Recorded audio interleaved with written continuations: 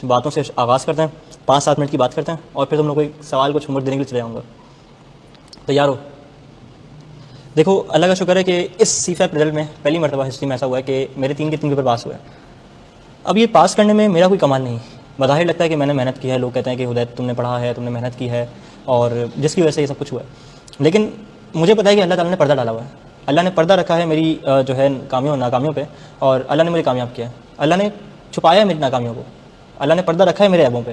کیونکہ اگر میرے اعمال کے حساب سے یا میری شخصیت کے حساب سے یا جتنی میری عبادات ہیں, جو میرے سب کچھ ہے, اس حساب سے شاید مجھے اگر ریوارڈ ملنا ہوتا نا تو میں دوبارہ کوئی لیبس کے اندر ہوتا, مجھے نہیں نوازا جاتا. لیکن یہ اللہ نے پردہ رکھا ہوا ہے کہ اللہ اپنے خزانوں سے نواز رہا ہے. اب اگر کسی سے پوچھو گے کہ کسی بندے کے 3 پیپر پاس ہوئے, کسی بندے کے 3-4 پیپر پاس ہوئے, تو بظاہر دنیاوی اعتبار سے سوچنے والے لوگ یہ سوچیں گے کہ اس نے بہت محنت کی ہوگی, اس نے کوئی 8-8 گھنٹے پڑھا ہوگا, 10-10 گھنٹے پڑھا ہوگا, اس کا تو کتابوں سے سر اٹھتا ہی نہیں ہوگا. لیکن ایسا نہیں ہے.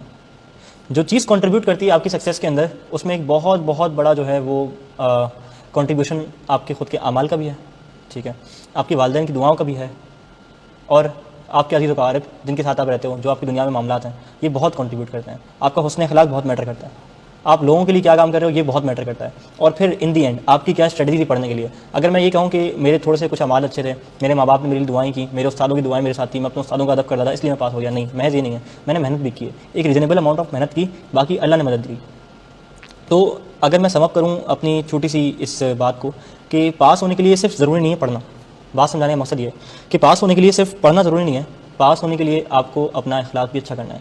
جس طرح سے تم دوسروں کے ساتھ بات کرتے ہو, دوسروں کے ساتھ پیش آتے ہو, دوسروں کے کام آنا سیکھو, اپنی نالج جو تمہارے اندر جمع ہوئی اس کو بانٹنا سیکھو, ایکسپینڈ کرنا سیکھو, دوسروں کی مدد کرنا سیکھو.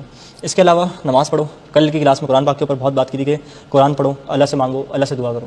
تمہاری اگر ماں حیات ہیں, اللہ ان کو لمبی عمر دے, تو اپنی ماں سے کہا کرو کہ میرے لیے دعا کریں. ایک بندہ نبی کے پاس بہت پریشان آیا, تو نبی نے ہمارے کیا کہا اس کو, نبی صلی اللہ علیہ وسلم نے کیا کہا کہ اپنی ماں سے کہو تمہارے لیے دعا کرے. تو جن کی ماں اللہ نے کرے نہیں ہے تو وہ اپنی خالوں سے کہیں, کیونکہ خالہ ماں کے بعد ماں کا درجہ رکھتی ہے. تو اماں سے دعائیں کرواؤ. مجھے یاد ہے کہ پیپر میرے ہوا کرتے تھے, اور تہجد میں امی اٹھتی تھی. میں بعد میں اٹھ رہا ہوں فجر کے لیے, لیکن امی پہلے سے اٹھی ہوئی تہجد میں. کیوں؟ کیونکہ میرا پیپر ہے, رزلٹ میرا آ رہا ہے, دعا میری ماں کر رہی ہے. تو یہ سب ماں باپ کی دعاؤں کا نتیجہ ہوتا ہے. کچھ لوگ بہت محنت کرتے ہیں, بہت بہت ٹاپر ہوتے ہیں, بہت کوئی توپ پڑھ رہے ہوتے ہیں, سب لوگ کلاس میں تعریف کریں گے اس لڑکے کی, اس لڑکی کی, کہ اس نے بہت کمال پڑھا ہے, اس کا تو میرٹ آ جائے گا. لیکن شاید اس کے اپنے اخلاق اپنے گھر والوں سے اچھے نہیں ہیں. نبی کا ارشاد ہے نا, جس کا مفہوم یہ ہے کہ تم میں سے بہتر وہ ہے جو اپنے گھر والوں کے ساتھ اخلاق میں اچھا ہے. کم و بیش یہی الفاظ ہیں, کوئی کریکٹ بھی کرتا ہے اگر میں غلط کہہ رہا ہوں.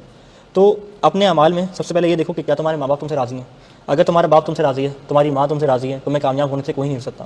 کیونکہ باپ نے دل سے دعا کری, ہاتھ اٹھا کے, اللہ تجھے خوش رکھے, اللہ کامیاب کرے, اللہ پیپر پاس کرے, اللہ صلہ دے, اللہ اجر دے. ماں نے دعا کر دی ہاتھ اٹھا کے, یہ بہت بڑی چیز ہے. تو میں اپنی کامیابی میں ایک فیکٹر اس کو مانتا ہوں کہ اگر میرے پیپر پاس ہوئے نا, تو اس میں سب سے بڑا کنٹریبیوشن کیا ہے, میرے ماں باپ کی دعاؤں کا. دوسری ایک بڑی چیز جس کو میں بہت ویلیو کرتا ہوں, اور یہ آج سے نہیں پچھلے 8-10-12 سال سے میں اس چیز کو ویلیو کرتا ہوں, استادوں کا احترام.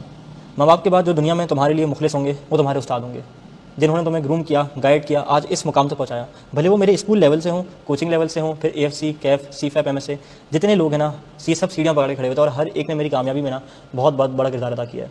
تو استادوں کا ادب کرو, دل سے دعا کرو اپنے استادوں کے لیے, اپنے استادوں کی دعا لیا کرو, ان سے کہو کہ میری دعا کرو. کراچی میں تو سب سے بڑا ایڈوانٹیج مجھے یہاں پہ یہ ہے کہ چلو یہاں پہ سر احمد ہیں, اور کچھ ایسے استاد ہیں میرے کراچی موجود نہیں ہیں, لاہور میں, اسلام آباد میں, کسی بھی شہر کے اندر ہیں, تو میں ان سے کال بات کرتا ہوں, اینڈ جو ہے میں ان کو یہ فیل کرواتا ہوں کہ بھائی آپ بہت اہم ہو میری زندگی میں, آپ کا بہت بڑا کردار ہے میری زندگی میں. تو استادوں کو سارے ہمارے جو ہے نا وہ اللہ لمبی زندگی دے, اور ان کا سایہ ہمارے سر پہ سلامت رکھے. کیونکہ ایک سفر جو تم شاید بغیر مینٹور کے 10 سالوں میں طے کرو نا, وہ شاید مینٹور کے ساتھ تم 3 سے 4 سال میں طے کر لو. اس مثال کو تم کہیں بھی فٹ کر لو, لیکن ایک وداؤٹ مینٹور زندگی نا بہت مشکل ہو جاتی ہے. تو find your self a person جو تمہیں سمجھے, جو تمہیں سکھائے, جو تمہیں پلان آؤٹ کرے, جو تمہیں دینی دنیاوی علم سکھائے, اور تمہیں بتائے کہ تمہارے لیے کیا اچھا ہے کیا برا ہے. صرف پڑھنا کسی اچھے ٹیچر سے, کسی قابل ٹیچر سے کافی نہیں ہے. اس ٹیچر سے پڑھو, ایسا مینٹور ڈھونڈو جو تمہیں دین کی طرف بھی لے کر آئے, دنیا کی طرف بھی لے کر آئے. تیسری اور آخری چیز, دوست. انسان کا جو سرکل ہے وہ بہت میٹر کرتا ہے. اگر تمہارے سرکل میں خاص طور لوگوں کی بات کروں اگر میں, کہ کوئی ایسے لوگ ہیں جو کہ پڑھائی میں انٹرسٹڈ نہیں ہیں, صرف ماں باپ کا پیسہ ضائع کر رہے ہیں.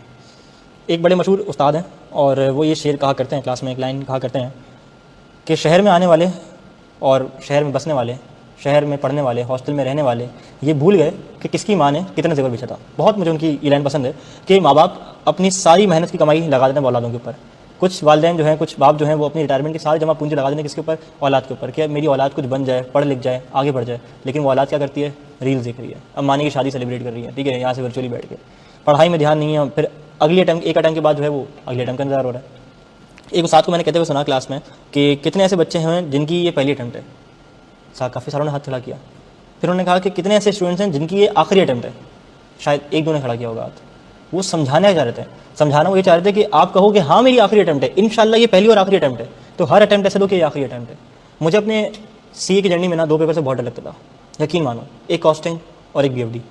مجھے لگتا تھا کہ میرے سارے کیف کے پیپر نکل جائیں گے, کاسٹنگ نہیں نکلے گا. اس طرح لگتا تھا کہ سارے سی فیپ کے نکل جائیں گے, شاید بی ایف ڈی نہیں نکلے گا, مجھے بہت رلائے گا. اور یقین مانو سی اے میں دوسری اٹیمپٹ, بی ایف ڈی دوسری اٹیمپٹ, دوسری پراپر مطلب پڑھنے والی. پہلی میں نے کسی میں دونوں میں سے خاص نہیں پڑھا تھا, بلکہ پڑھا ہی نہیں تھا. اور جب میں نے پڑھا, سکون سے پڑھا, تمیز سے پڑھا, میرے پیپر نکل گئے. تو اگر سم اپ کروں اپنی ساری بات کو, تو تمہارا اخلاق, تمہارے گھر والوں کے ساتھ تمہارے تعلقات, تمہارا فرینڈ سرکل, پھر تمہاری پلاننگ اور محنت بہت کام آتی ہے. تہجد پڑھو, اللہ سے دعا مانگو, پلاننگ کرو اپنے کورس کی کہ کب کورس ختم ہو رہا ہے. میرے پاس 30 دن بچیں گے, 30 دن میں سے شروع کے 10 دن, 12 دن, 14 دن مجھے اپنے کورس کو ریوائز کرنا ہے. ریویژن کرنے کے بعد مجھے جو 5 روپے کلاس میں ہو گئے اتنا ہی کرنا ہے پہلے راؤنڈ میں.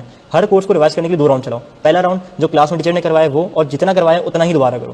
اس کے بعد ایئرلی پاس پیپر اٹھاؤ, ایئرلی پاس پیپر ختم کرنا شروع کرو. تو یہ ترتیب رہتی ہے کچھ, ٹھیک ہے میں آتا ہوں. تو یہ کچھ ترتیب رہتی ہے کورس کو پڑھنے کی, سمجھنے کی.